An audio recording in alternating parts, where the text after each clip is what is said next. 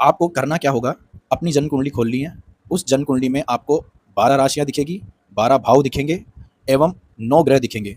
इन राशियों का और इन ग्रहों का विभिन्न प्रकार से प्लेसमेंट या स्थिति आपको दिखेगी, अर्थात विभिन्न ग्रह विभिन्न राशियों में आपको दिखाई देंगे। जैसे सूर्य मेष राशि में हो सकता है या अन्य किसी राशि में हो सकता है, इसी प्रकार चंद्रमा 12 राशियों में से किसी राशि में स्थित होगा।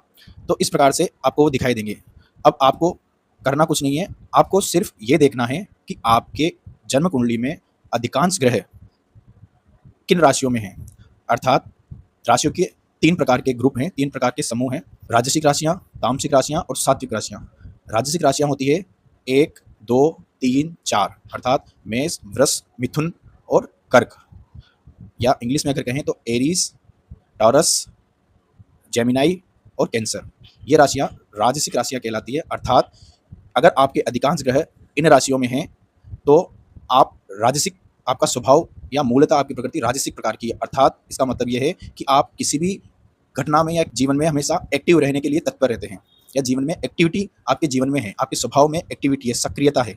आप किसी भी कार्य में और किसी भी घटना में सक्रिय रूप से अपनी भागीदारी निभाते होंगे।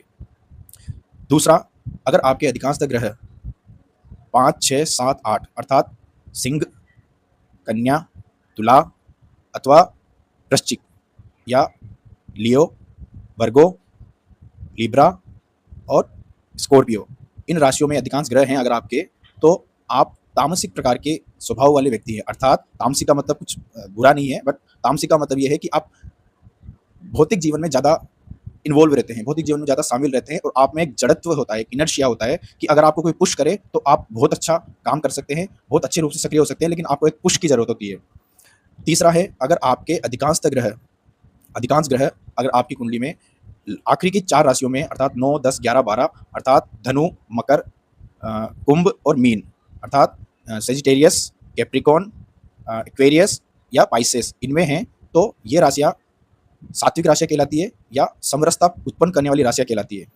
तो जैसा कि इसके नाम से आपके जीवन में आपका मूल स्वभाव ऐसा होगा कि आप समरसता वाला भाव आपके जीवन में, आपके स्वभाव में होगा। आप सब जगह हार्मोनी या समरसता लाने में विश्वास रखते होंगे, लेकिन इसको लाने में, अर्थात कहा जाता है कि आप जितना अच्छा आप बनते हैं आपको जीवन में उतनी परेशानियाँ आती है।